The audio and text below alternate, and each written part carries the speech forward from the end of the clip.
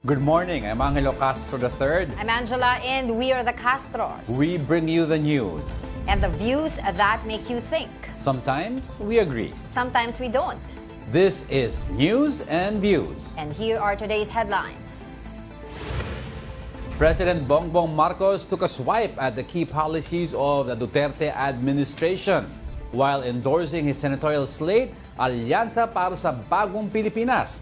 He said that none of his senatorial candidates are tainted by tokhang. The new senatorial survey from Octa Research is out, and the Tulfo brothers, Erwin and Ben, are on top of the list. We will discuss that in a few. After imposing a maximum suggested retail price in rice, pork could be next. And the Agriculture Department is looking at profiteering as the reason for the price increase. And after its investment in the National Grid Corporation, the Maharlika Investment Fund has entered another agreement. The administration-backed Alyansa para sa Bagong Pilipinas kicked off its campaign in Lawag, Ilocos Norte on Tuesday, February 11. Here's the report. President Bongbong Marcos led the kick-off rally of Alyansa para sa Bagong Pilipinas in Ilocos Norte, where he championed his administration's 12-member senatorial slate. Di tulad ng iba, karampot lang ang kandidato. Dito po, buo kami. Hindi lamang buo sa numero, ngunit buo ang loob para ipaglaban ang kapakanan ng bawat Pilipino at ang buong Pilipinas. Kaya naman, nagtataka nga ako, parang yung mga iba na naging kandidato, nag-deliver lang yata ng suka, nabigyan na ng certificate of candidacy. He also seemingly took a swipe against Duterte-backed senatorial candidates. Wala sa kanila ang may bahid ng dugo dahil sa tokhang. Wala sa kanilang kasabwat sa pagbulsa ng sako-sakong pera, pinagsamantalahan ang krisis ng pandemya, pinabayaan ang ating mga kababayan na magkasakit at mamatay. Wala sa kanila ang mga pumapalakpak sa China at natutuwa pa kapag tayo ay binobomba ng tubig. Tayo ba ay papayag na babalik sa panahon kung kailan gusto ng ating mga liderato maging probinsya tayo ng China? Babalik ba tayo sa nakaraan na ibinubugaw ang ating bayan bilang isang sugalan ng mga dayuhan? The lineup includes Senators Pio Cayetano, Lito Lapid, Bong Revilla, and Francis Tolentino, along with former Senators Ping Lacson, Manny Pacquiao, Tito Soto, and former DILG Chief Benher Abalos. Also part of the slate are Mayor Abby Binay and Representatives Erwin Tulfo and Camille Villar. During the rally, Marcos proudly raised the hands of his senatorial candidates, including his sister, Senator Amy Marcos. The senator had previously declined to join the administration's senatorial slate. Before the proclamation rally, the coalition held a press conference. Senatorial candidate Erwin Tulfo stressed the importance of being united within the coalition. Kung kailangan po hilain yung iba, we have to do that. Kailangan po itulak yung iba, pataas. We have to do that. It's a coalition. It's a force that we need to be united. I pray every night that all the 12 na binanggit na Pangulo ay makasama. Honestly, I pray to God. Meanwhile, former Senate President Tito Soto acknowledged the president's endorsement is a significant boost to their campaign. Mabigat ang endorsement ng presidente. Andyan yung mga iba't ibang mga regional areas na makakatulong talaga eh. So talagang ang laki ng chance. And first time ko narinig to si Pangulong Bongbong Marcos really maanghang magsalita against sa mga kalaban. And Parang sabi nila, he was in a fighting mood or mode. Yeah, and what makes it notable is he spoke like that with his sister in tow near him, and he raised her hand, nagpataas ng kamay siya, parang it's an official way of acknowledging na okay, tinatanggap ko yung sinasabi ng kapatid ko. So moving forward, does this mean na ito na ang pinapanigan ni Senator Amy Marcos, ang kapatid niya? Is she going that route already and detaching from the Dutertes? It remains to be seen. No, but you have to remember, before she made it to this campaign kick-off yesterday, there were several interviews of her, particularly doon sa radio station ni Michelle Cosem, saying na ayaw niya yung mga ganitong klaseng pangangampanya. Diba? Doon pa rin siya sa unity, diba, na sinasabi niya. Pero sabi niya, pupunta daw siya dito because nakakahiya naman daw hindi pumunta. No, but, and that's their... ang ugali kasi ni Senator Amy before, if may sinasabi yung kapatid niya o yung kabila, nagdidistansya siya from the event. But this time, nauna kasi yung speech ng presidente. Nauna yung speech na binabanatan yung kabila and yet nagpataas siya ng kamay. So let's see moving forward. But I think she has to realize that ang Marcos brand is a whole, is a northern brand It's a northern bloc brand. Hindi, you cannot detach from that brand. Exactly. So it's either mamimili ka, papani ka ba sa South with the Dutertes or are you going to be part of the solid North na tinatawag? Exactly. So like what I've said yesterday, this campaign kick-off rally by the administration slate, yung Alyansa para sa Bagong Pilipinas, would definitely set the tone of their campaign, which it really happened kasi nakita naman natin na how President Bongbong Marcos, 'di ba, reiterated yung mga stance nila, 'di ba? Like tsaka yung mga ginawa supposedly or allegedly ng nakaraang administrasyon. Nandoon yung sinabi niya na hindi kami nagkamal ng pera o nag-kickback during the COVID-19 pandemic, issue ng West Philippine Sea. He also mentioned about the Tokhang style. How about before COVID pandemic? Oh. Anyone in their slate? Anyone? Pero go ahead. No, I'm just saying lang, like what I've said yesterday also, inuna nila tong Ilocos Norte because ito yung baluarte nila. And this is also their critical base ng administration.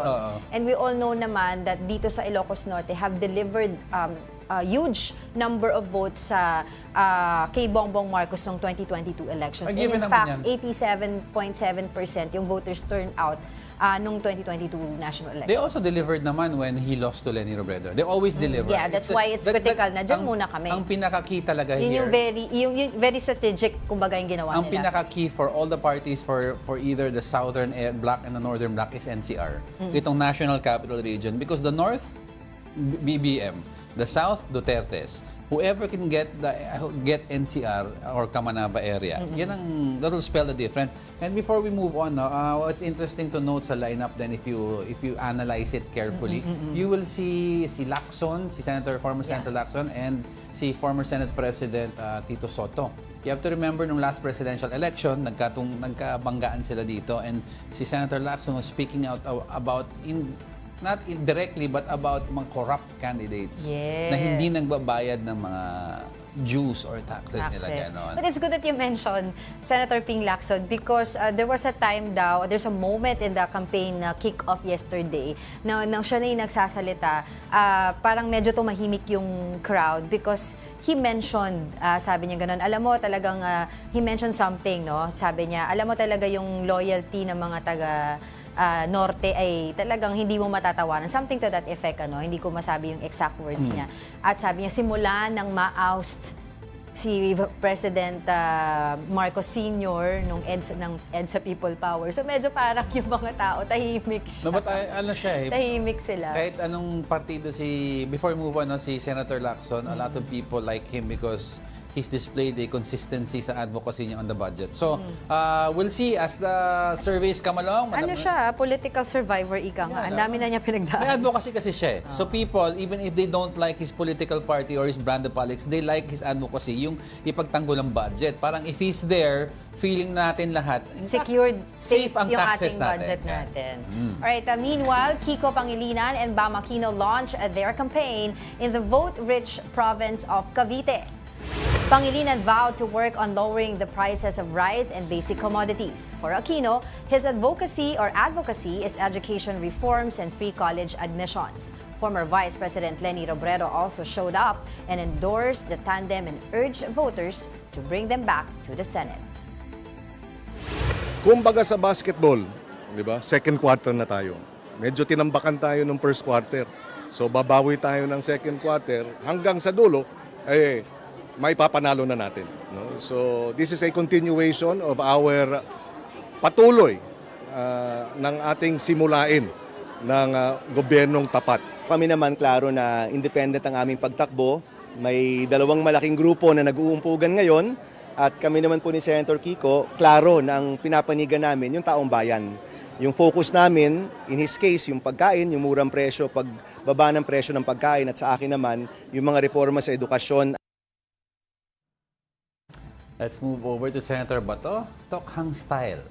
That's the type of campaign that re-electionist Senator Bato de la Rosa vows to carry out.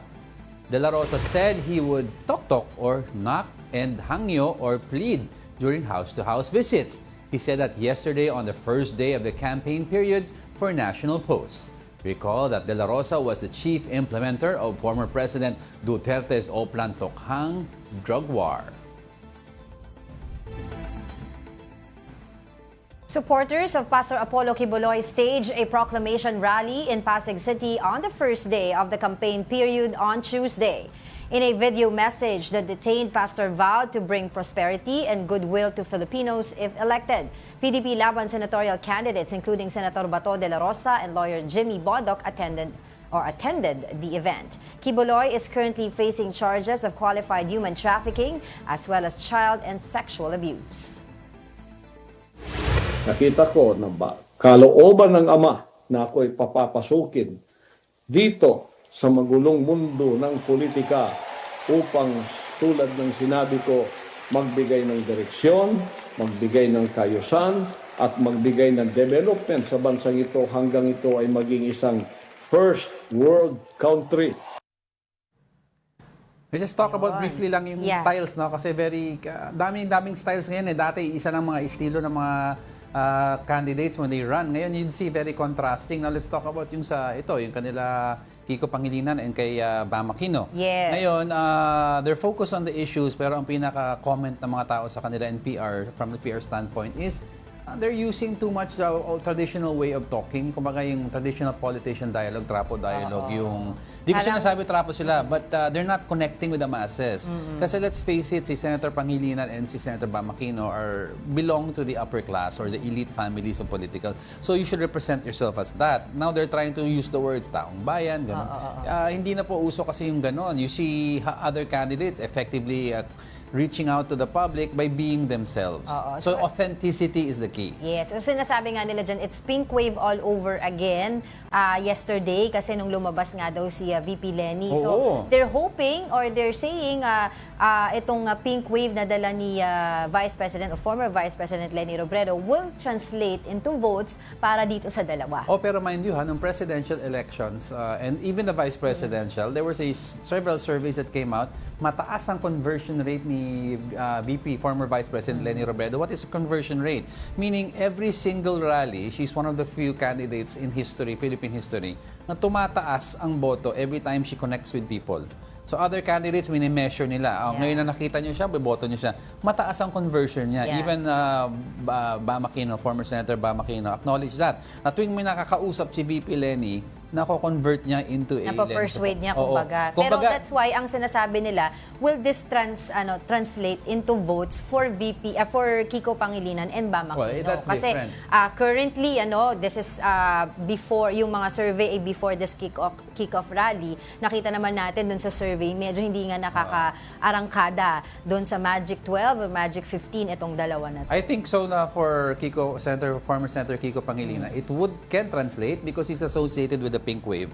And you have to remember when he ran itong presidential elections as VP, he had around close to 10 million votes. If he can rally that same base na 10 million votes sa pink wave, konti na lang ang hahabulin niya para makapasok sa Magic 12. But si Bam Aquino kasi, he did not run sa last election. So he was the campaign manager of those two. But so he's not associated with pink wave. Let's go to Senator Bato de la Rosa and also yung mga PDP laban na bets. No? Although yan nga, isa yan sa mga sinabi ni PBBM yesterday, sila nagkukumahog, kumuha ng boto, kulang yung kanilang slate, kami kompleto. Ito yun sila kasi hindi na nila kinumpleto. Actually, in the past past couple of years o since yung mga, kailan ba yun yung mga elections before, the past elections rather, nauuso na rin hindi na talaga kinokompleto yung 12 slates eh. Diba yung 8 diretso before. Because Tapos puro, hindi na eh. Hindi puro, na nila guest, puro guest candidates. Tapos may mga guest eh. candidates, so yun nga independent. But speaking of Bato's style, it might work if he campaigns sa southern areas.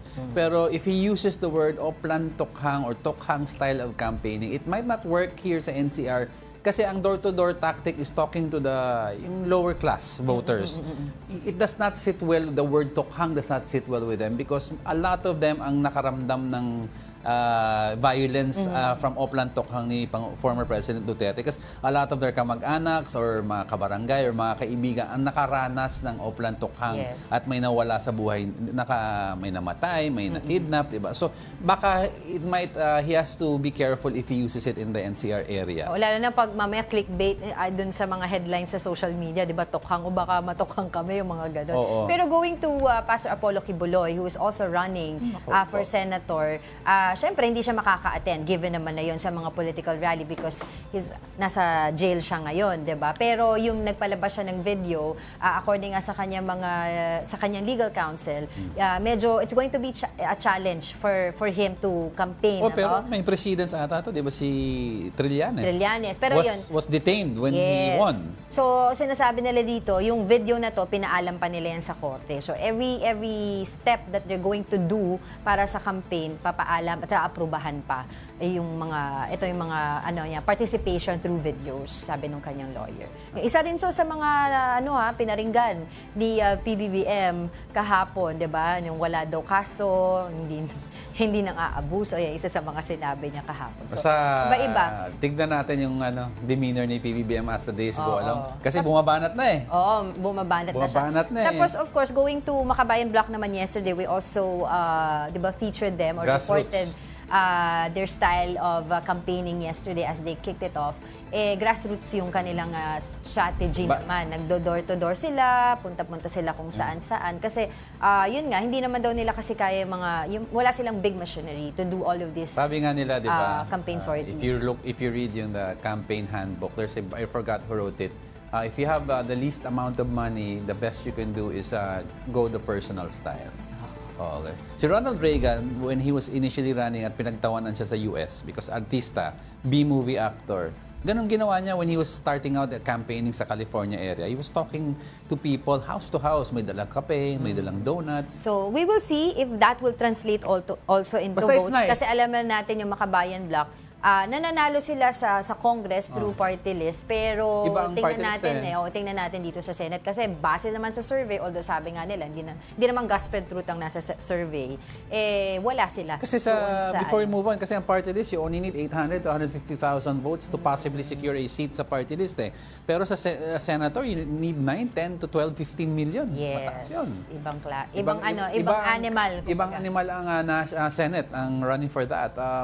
In the meantime, coming up, Octa Research has released a new senatorial preference survey. Sino-sino kaya ang pasok sa Magic 12? And independent candidate Ben Tulfo launches his campaign in Quezon City. He also gave his opinion on political dynasties. We'll be back with more stories after the break. Keep it here on One News.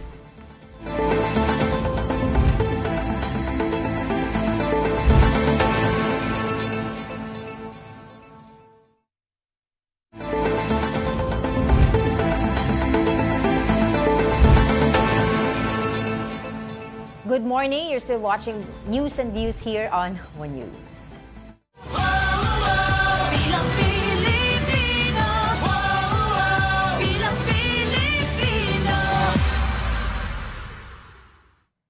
Administration bets continue to dominate pre-election surveys.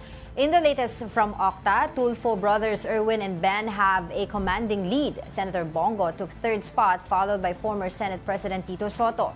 Senator Bong Revilla ranked between 4th to 11th, statistically tied with Willie Revillame. Also within the same ranking are former Senator Ping Lacson and incumbent Pia Cayetano. Rounding out the top 12 were Manny Pacquiao, Amy Marcos, Lito Lapid, and Benhur Abalos. Octa Research said they surveyed 1,200 voters across the nation from January 25 to 31 this year.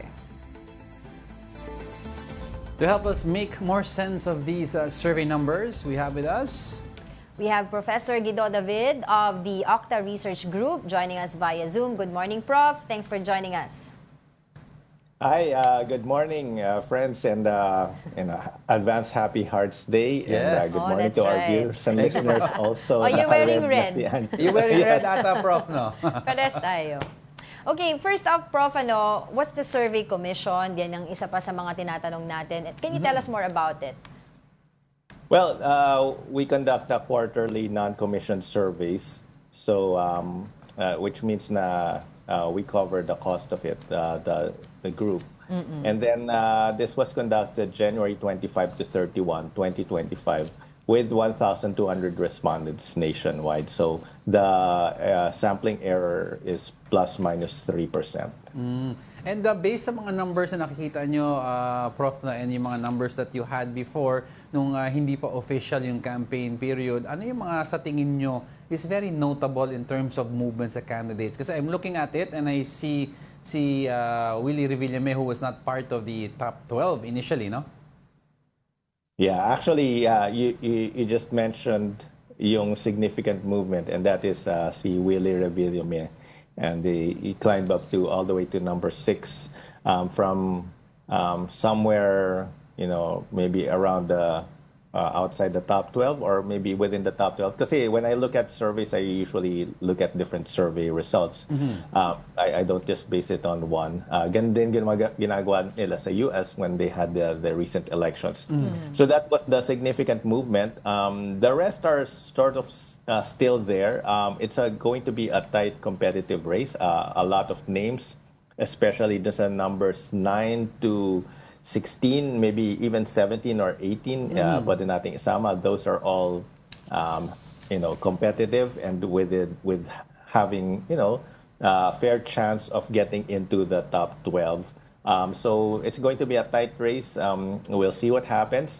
It's still, we still have 3 months to go, so anything can still happen from now until then. I'd like just to touch up a little on kay Will, no? Kasi notable movement yan eh. You see the other candidates kasi may presence sila either through billboards, they have presence through several ads. So Will has not been visible except, I guess, yung kanyang show na ini-air, no? So what do you think contributed to this rise in his numbers? Well, obviously, it's fair to say na si Will is a personality who has a high level of awareness all over the country, and that has contributed. I'm not sure about social media campaigns or endorsements. And you're right. The rest of the top 12 are, mostly notable personalities, mga former senators, yung iba incumbents. Actually, advantage pa kayo mga ibang former. I mean, most of those in the top 5 hindi naman incumbent. I count, only a few, 2 or 3 incumbents in the top 5 usually, or top 6. And then a lot of them are new names. Of course, we have the Tulfo brothers still going strong, right. Number 1 and 2. So that hasn't changed. Although, it's possible that could change parating na elections. The wild card here is obviously si Will. I mean, he could get into as high as, maybe top 3. It's possible. Then we also have an incumbent, Senator Bongo, and then si Tito Soto is also, always high in these polls. And then Bong Revilla, among others. Prof, the survey was done from January 25 to 31. This is before the impeachment complaint versus or against VP Sara. Sa tingin niyo po ba anong yung mga issues sa likod po nitong mga survey na ito na nangyari noong January 25 to 31? Well, we always have issues like yung prevailing one, of course, yung challenges natin about the economy, may issue din about the budget that was brought up. So may mga iba-ibang issues, may issues even sa mga on a smaller scale, may West Philippine Sea, yung Pogo, these are issues. And then yung crime or law and order is always an issue. sa mga kababayan natin. So these factor in. And, I'd like to think na yung mga kababayan natin will generally vote on issues and platforms rather than on just personalities and kung sino yung sikat.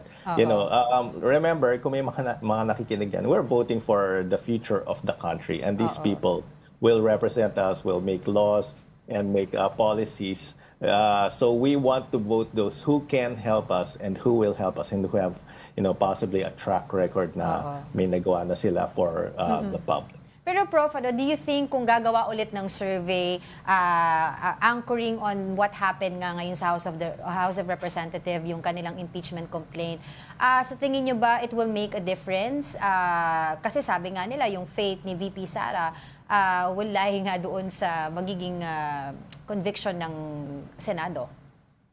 Well, it will make a difference, obviously, sa outcome of what will transpire sa June when they have this,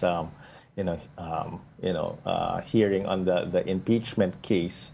But what we're seeing, even this with the news over the past months, yung top 12 comprises hindi naman puro admin candidates lang. There are a few independents, may mga admin candidates mostly, but there are also those who lean towards the Duterte family. And that's because when we look at the breakdown of the surveys, hindi siya consistent. So NCR will have a different top 12, pero Mindanao will have a different top 12. So some of them will be very strong in Mindanao, and then they will get some votes outside Mindanao, maybe Central Visayas, and then a few more votes Balance Luzon. And when they put them all together, then they can make the top 12. So iba-iba eh. So it's a different case. So yung impeachment, it's just one issue, and I don't think that will solely dictate kung anong voting ng mga kababayan natin, but that's just my opinion. So we'll see what happens when we have our newer survey or our next survey. Baka magbago nga yung results, and that could prove me wrong. Prof, I'd like to touch up a little on one candidate also, si Senator Bato de la Rosa. No? In your numbers, medyo mababa siya dito consistently. No? Pero in another survey from another firm, they had him move up higher. In fact, ang dami nga from the Duterte brand na tumaas sa ibang survey. How do you go about this in terms of where do you get your sample size so that yung mga kababayan natin at least will understand bakit dito mataas, bakit dito mababa? Well, of course, yung sampling ng iba-ibang surveys, sometimes they can differ sa local. Some may have more sa Mindanao, some may have less. We have been consistent. And to be fair to Senator Bato de la Rosa, I mean, although number 16 siya sa survey, he's still within the top 12 statistically. So, kung titingnan natin yung number 10 to 16, dikit-dikit rin naman sila eh. So, any one of them could be in the top, could make it to the top 12. Even those outside the 16, I mean, I think si former Senator Kiko-Bam is number 17. He could still make it. I mean, we can't rule that out. I mean, even si Bam Aquino, who's also outside the top 16, may also make it. So it depends kung ano. I mean, we're just starting the campaign period, so a lot of things can still change. I won't say na may guaranteed siguro. I mean, if they're in the top 6, siguro I would feel very good about their chances.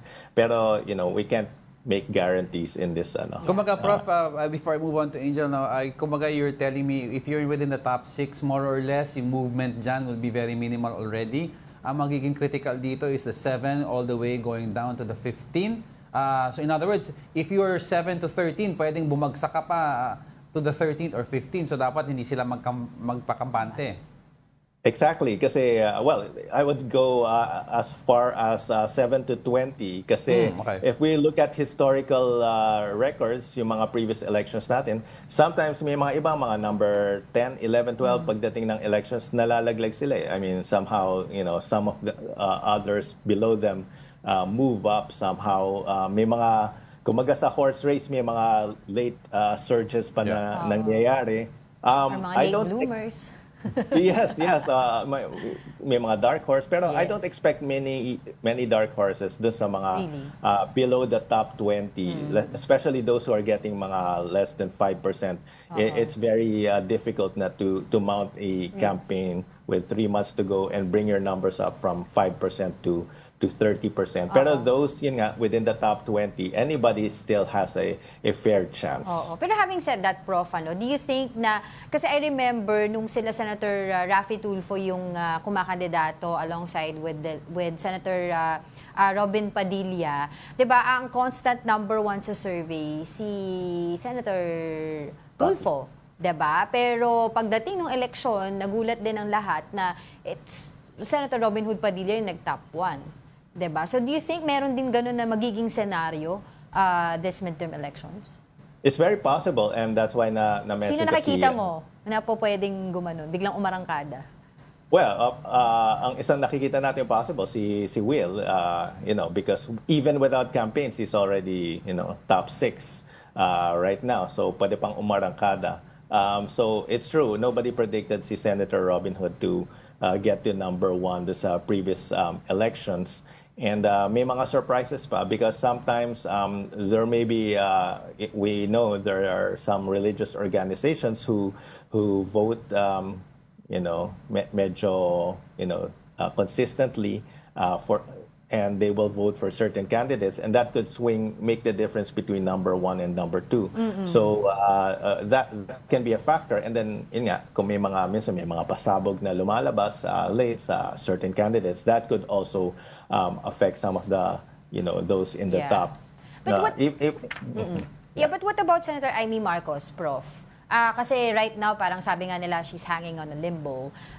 Kasi hindi natin alam kung papasok ba siya o hindi. Depende pa rin yan dun sa mga mangyayari during the campaign. Pero ano sa tingin mo, Prof, yung po pwede niyang gawin para makapasok siya talaga sa Magic 12 consistently?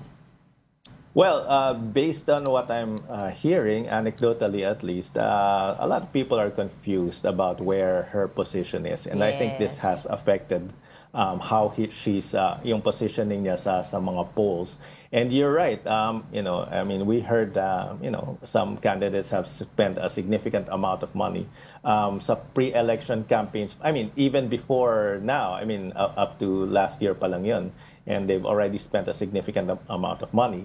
And in the case of Senator Amy Marcos, yun nga, I think there's some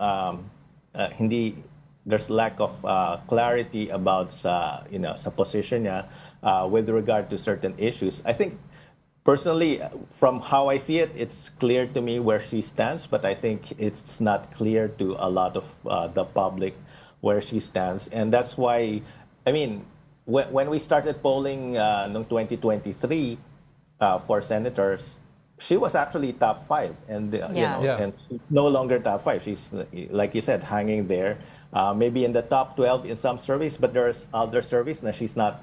She's outside the top 12. So, yun nga. It's not clear kung where she stands on some issues. I think that has affected. Prof, this morning I was reading about yung mga bailiwicks of certain candidates, and I'd like to understand further. Baka you could help me out. Sa North, it seems like the North has delivered consistently as a bloc. And even if you look at the numbers now, the North is continuing to deliver the ratings or the rankings for their candidates. I'm looking at the South. When you look at the South, Prof, parang the only part of the South that is solid sa Duterte brand is the Davao area. But it looks like that medyong bumababa ang Duterte brand sa South. Now, do you see the Northern Bloc eating up into this portion of the Mindanao area, Prof? Well, yes, it's possible. And there are candidates who are also strong in Mindanao, like the Tulfos. We see that they're also strong in Mindanao. And there are also some other candidates, like, of course, sina Manny Pacquiao, who also strong in the South. And so these things, very sensitive too. So depending on the issues, what's happening. But so far, I think solid pa rin naman yung support ni Senator Bongo at ni Senator Bato sa Mindanao. I'd like to ask lang kasi di ba may North, may South, Tita Duterte sa South, si Marcos sa North, but there are certain groups who don't belong to any of those areas. That's, for example, yung progressive groups na kinabibilangan nila Franz Castro, no? Do you think, Makabayan, no? But do you think they have a slim chance of breaking into the Senate, maybe tapping into a little bit on both sides of the votes? Well, nothing's impossible, of course. We can't rule anything out. Yung polls surveys are not predictive naman. It's just meant to capture the current sentiment.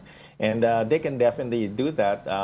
The runway is medyo short for them to, to get, to recruit more voters.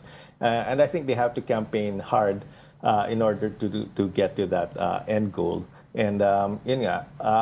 But of course, people like Franz Castro, for example, I mean, they have to sway votes from the South, and I'm not sure how they are perceived from the South or from the North. So we probably need more data to get to that. Or I mean, I have an idea anecdotally of what I hear from people, yung mga perceptions sa kanila, and I think they have to swing and make some parang campaign lang naman yan, parang marketing lang naman yan to convince people that they're the right people, persons for the job of senator, and that they can help the public. I mean, may nag-comment na hindi naman tayo masyadong issues-based, but I think the Filipinos can be issues-based, and so far baka we're just focusing on some issues and not the others.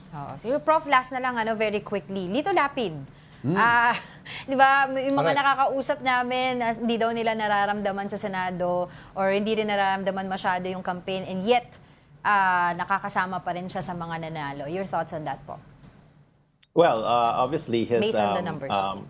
Yes, his exposure in the public eye helps a lot kasi a lot of yung national elections are based on awareness. If you're a known personality, that helps. That's a big part. And these are some of the things that are not in the favor of people like Franz Castro. Their awareness is not as high as people like Lito Lapid.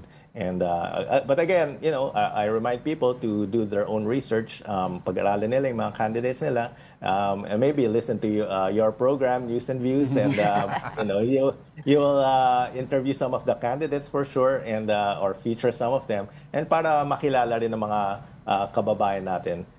Some of these people baka hindi pa natin masyadong kilala, but they could actually serve the country well if they're put in the position to help the country and the government.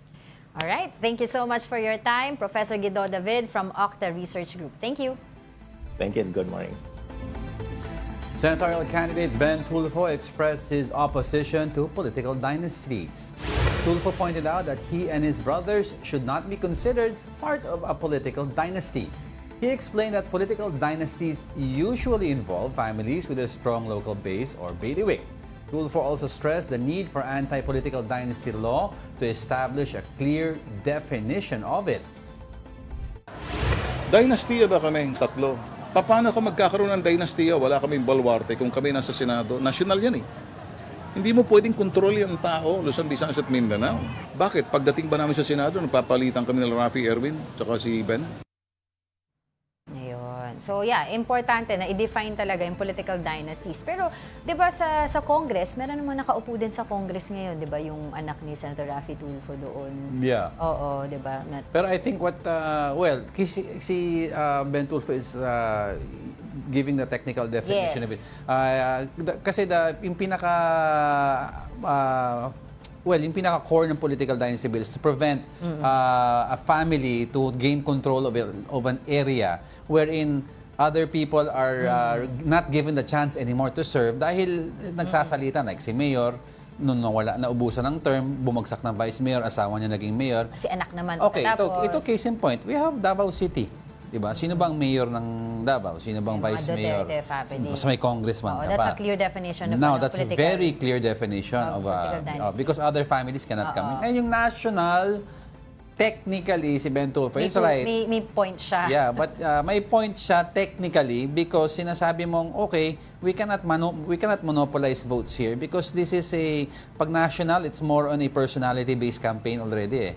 So, it's up to the general public to vote, di ba? Ito na pinaglalabanan. But, tama ka, we have to go to... Yeah, oo. Kasi sa tagal ng Constitution natin, 1987, until now, wala pa talagang, hindi umaarangkada yung push for anti-political dynasty bill natin. Nag-push noon si the late Senator Mayor Defensor Santiago, wala din naman nangyari, di ba? So, yun. And then, in that particular law, dapat talaga i-define kung ano yung ibig sabihin ng political dynasty. Yeah, one could argue na, tama ka, Ben Tulfo, before you go, Ben Tulfo, na, sige, national position to, but one could also argue, tatlo kayo dito, you're taking out the votes of other people who can serve. Now, you could argue that, lagay natin sa law, pag magkapatid kayo, hindi kayo pwede sabay-sabay. We have to remember in the Senate ngayon, dalawang nakaupo doon na mag-anak, si Senator Cynthia Villar at saka si Senator Mark Villar. Cayetano, Senator Pia Cayetano, si Senator...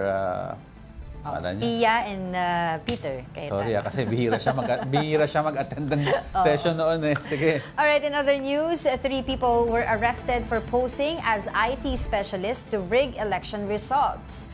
Authorities said the suspects told politicians that they are connected with the COMELEC.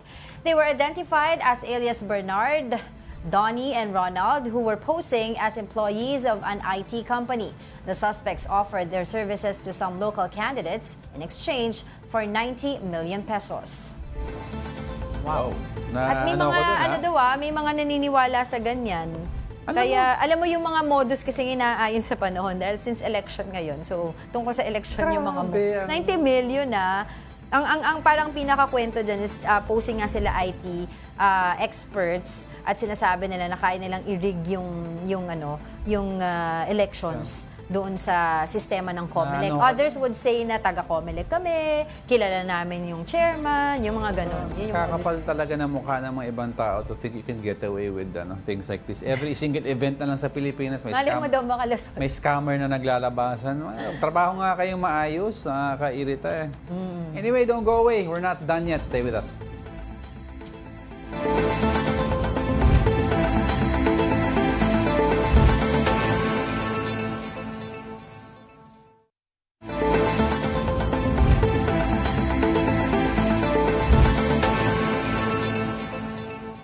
Welcome back. You're still watching News and Views here on One News. Yun na.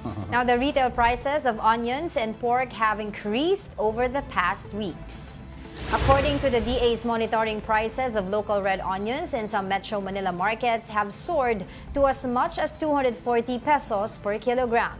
The agency recently announced plans to import 4,000 metric tons of onions to help stabilize prices. However, onion farmers have voiced concerns, calling the move untimely.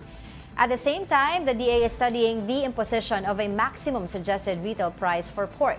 This comes amid reports that pork is being sold for 380 pesos to 420 pesos per kilogram, despite the farm gate price being only 240 pesos to 250 pesos per kilogram. Yan. Kasi ang hirap ng ang tawag dito, pag yan ang pinag-uusapan, of course, kapag sinabi mo mag-i-import, although it will have definitely an effect, diba, para ma-mitigate yung prices dahil the law of supply and demand, ang tinitingnan nila dito yung mga local farmers natin na maapektuhan because of that. So you have to remember, import to mitigate prices is just a short stop gap policy to measure. At the end of the day, pinag-usapan na to the last 2 decades, 3 decades, how do we stabilize prices? We have enough supply. How do we stabilize? Eliminate the middleman. Tsaka yung isa pang sinasabi din ng ibang mga hog raisers, yung nagiging problema nila, yung until now, hindi pa rin bibigay sa kanila yung approved na swine flu vaccine para dun sa mga inaalagaan nilang hogs. Until daw merong ganun, at least ma-mitigate nila yung sakit, yung swine fever sa mga alaga nila. Kaya yung iba kasi namamatay. Kasi until now, may mga ganun pa rin in different areas. Right. Meanwhile, the Maharlika Investment Corporation and Thailand CP Group sets up a $1 billion agri-investment fund. MIC President and CEO Rafael Consing and CP Group Chairman Supakij Chiravanont signed the agreement on Monday. Consing said the partnership will lay the groundwork for a multi-sectoral investment initiative that will drive long-term economic growth. He added that this will also reinforce the Philippines' position as a premier investment destination. CP Group operates in more than 30 countries with businesses in agriculture, food production, and retail. All right, the Metro Pacific Health Tech Corporation has teamed up with Ayala Group's Consulta MD to enhance healthcare services across the country. Now, as part of the agreement, Metro Pacific, which operates the MWell platform, will invest in Consulta MD. Despite this, both apps will continue to operate separately. The collaboration aims to make key healthcare services such as medical checkups more accessible to Filipinos. It's more of an investment in Consulta MD so that we could work together to create a scale, scale in the teleconsult and the delivery of health services generally to our people. It's just the scale, and I think working with the Ayala Group would be good. A privilege working with them, and it just enlarges the scope of operations. We can probably serve more people as a consequence of this cooperation. I think this is an opportunity to build scale, I guess, in the virtual healthcare space. We realize that maybe going at it alone doesn't make as much sense as coming together. Alam mo, we have that ring yung MWell. Yes, sa MWell. What's nice about it sa MWell, the app will record a history. Kunyari, may heart problem ka, naka-record yung mga beats per minute mo, yung blood pressure mo, yung things like that. So in the future, kunyari magpakonsulta ka and you need data and you go to an affiliate sa may app niyan, titignan na lang ng doktor sa loob ng records mo. Lesson time na yung di ba? Na Plus hindi, nakasummarize na may record yun. ka ba? Pwede makita ng doktor, sabi niya in the last ganito. Nakikita niya yung more or less sleep patterns, yung heart rhythm. So nakikita na niya yun. So, di ba, it eliminates yung sometimes if may mga test na matagal ang resulta, may initial diagnosis, baka pwede mabigyan na. Right. So this is a very interesting partnership, sabi nga nila, kasi it's going to be still separate app pa rin sila. Pero napakaganda nung kanilang partnership na mangyayari in the future. Kasi we all need to promote, 'di ba, healthy lifestyle sa atin, and especially yung mga Pilipino before pa hirap na hirap sila magpa-konsulta. Konsulta pa lang, 'di ba, nahihirapan na sila. Actually, mataas ang medyo mortality rate from middle class all the way to the lower class. Not because sabihin mo na wala tayong access. May access naman. It's just that madaming natatakot na magpa-check up dahil ang iniisip finances, 'di ba? Parang mauubos pang tuition, mauubos ang pangbayad ng bills. Hindi na lang, wala naman ako nararamdaman 'di ba? But if you have better access through technology, baka naman ma-mitigate a certain, may price pa rin, pero ma-mitigate ang certain expenses, di ba? So it will make it more affordable and reachable across social classes. Magiging madali yun. Oo. Mas lalo na ngayon, ang daming Ako, kung magkaroon ng MSRP sa pork, magiging high blood yung mga...